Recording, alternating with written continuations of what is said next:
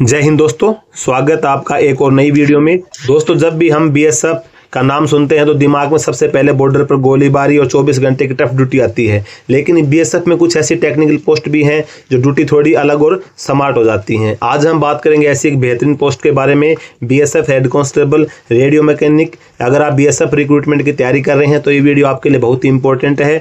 आज डिटेल में समझेंगे इसकी job profile, salary, facilities, promotion और सबसे इंपॉर्टेंट फैमिली लाइफ कैसी होती है। तो वीडियो को एंड तक जरूर देखिए। सबसे पहला आता है आपका जॉब प्रोफाइल, आरएम का काम क्या होता है। तो देखो, जॉब प्रोफाइल में आरएम का मतलब होता है आपका रेडियो मैकेनिक।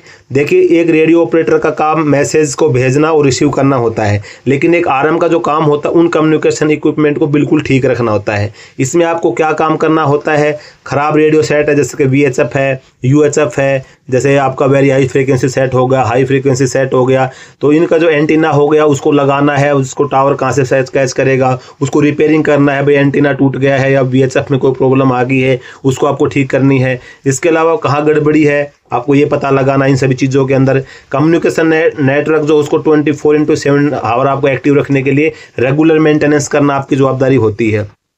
एक टेक्निकल डेस्क और आप ये मान कर लैब जॉब की तरह होती है। आपको नॉर्मल जिड्डी वालों की तरह बॉर्डर पे राइफल लेकर आपको लगातार पेट्रोलिंग में नहीं रखा जाता है। आपकी ड्यूटी जो होती है, कम्युनिकेशन सेंटर होता है, वहाँ पे आपका सेटअप होता है। एक मतलब आपको वहाँ पे जाके बैठना होता है। यूनिट हेडक्वार्टर वगैरह में, आप किसी भी आप फ्रंट हेडक्वार्टर के अंदर होते हैं, वहाँ पे कम्युनिकेशन से संबंधित जो भी उपकरण होते हैं उनके अंदर किसी प्रकार की कोई प्रॉब्लम होती है वो आपको देखनी है। या फिर मान के चलो कि कहीं पर नया कम्युनिकेशन सेटअप लगाना है, उसमें आपको हेल्प करनी है, वो सभी चीज़ें आपको करनी है। वो आपके यूनिट के अंदर भी आके फील्ड में जाके करने की जरूरत पड़ती है तो आपको करना पड़ता है। तो मेन जो आपका काम होता है कम्युनिकेशन को सुचारू रूप से चलवाने का काम होता है। कम्युनिकेशन करने का जो काम होगा वो आरओ करेगा। एक जगह से दूसरी जगह पे कम्युनिकेशन करना है, पेट्रोलिंग पे जो जवान गए उनके साथ जाके आपको कम्युनिकेशन करना है बॉर्डर एरिया में, वो सभी आरओ की ड्यूटी होती है। लेकिन जो आरओ जो भी कम्युनिकेशन के उपकरण जो यूज करता है वो सभी को रिपेयर करना, उनको मेंटेन करना, उनके अंदर किसी प्रकार की कोई खराबी आएगी उसकी जांच करना, ये सभी जो काम होता है वो आरएम का होता है। तो अब बात करते हैं इसकी सैलरी स्ट्रक्चर की। तो आपकी सैलरी जो होती है वो पे लेवल 4 में आती है और आपकी बेसिक पे 25,500 होती है। फिर उसके बाद आपको 60% डीए मिल जाता है। फिर आपको 10, 20, 30% 3 कैटेगरी में आपको एचआरए मिल जाता है। फिर आपको राशन मनी मिल जाती है 151-52 रुपये पर डे के हिसाब से, लगभग 45-46 रुपये राशन मनी मिल जाएगी।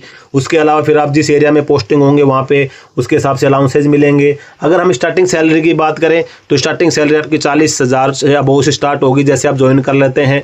बाद में फिर जिस एरिया में आप पोस्टिंग होते हैं उस एरिया में कौन कौन से अलाउंसेज होते हैं उस अलाउंसेज के हिसाब से आपकी सैलरी बनती है। तो आपको अगर हार्ड एरिया में पोस्टिंग आपकी हो जाती है तो 60 से 70 हज़ार रुपये आप ट्रेनिंग क्लियर करने के बाद में ईजिली आपको सैलरी मिल जाती है। तो सैलरी अच्छी खासी सैलरी है। बाकी अगर आपको सैलरी के बारे में डिटेल वीडियो चाहिए तो कमेंट में आप सैलरी लिखना, मैं अगला वीडियो आपको सैलरी के ऊपर जरूर बना के आपको दूंगा। नेक्स्ट बात करें फैसिलिटीज़ की, तो एक फौजी को अच्छी सैलरी के अलावा बीएसएफ में क्या क्या फैसिलिटीज़ मिलती हैं। तो देखो, सेंट्रल गवर्नमेंट के कर्मचारी आप हैं, इसके लिए आपको मेडिकल फैसिलिटी मिलती है।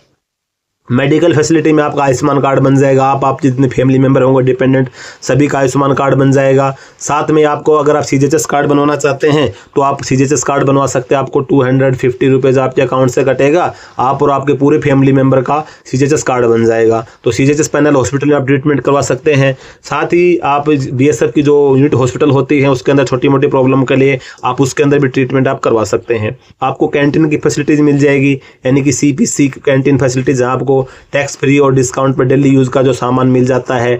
और इसके अलावा आप अपने बीएसएफ के अलावा जितनी भी सेंट्रल आर्मड पुलिस फोर्स है किसी भी कैंप में जाके आप कैंटीन का सामान आप खरीद सकते हैं। छुट्टी आपको अच्छी खासी मिल जाती है, 60 दिन की ईएल मिल जाएगी, 15 दिन की आपको सीएल मिल जाती है। यूनिफॉर्म अलाउंस मिलता है आपको साल में एक बार, कपड़ों के लिए आपको लगभग 12,500 रुपये अलाउंसेज मिल जाता है। छुट्टी आने जाने के लिए आपको एलटीसी मिल जाता है। साथ में आपको बच्चों की पढ़ाई के लिए चिल्ड्रन एजुकेशन अलाउंस, अगर बच्चों को हॉस्टल में पढ़ाएंगे हॉस्टल सब्सिडी अलाउंस मिल जाता है। गवर्नमेंट क्वार्टर की फैसिलिटीज़ आपको मिल जाती है। आप अगर अपने फैमिली रखने की सुविधा जहाँ पे वहाँ पे गवर्नमेंट क्वार्टर ले सकते हैं तो इस प्रकार की फैसिलिटीज़ आपको मिलती है। रहने सहने के लिए आपको आवास कैंप के अंदर अगर आप अकेले रहते हैं तो वो मिल जाता है आपको। तो ये सभी फैसिलिटीज़ आपको इसके अंदर मिलती हैं।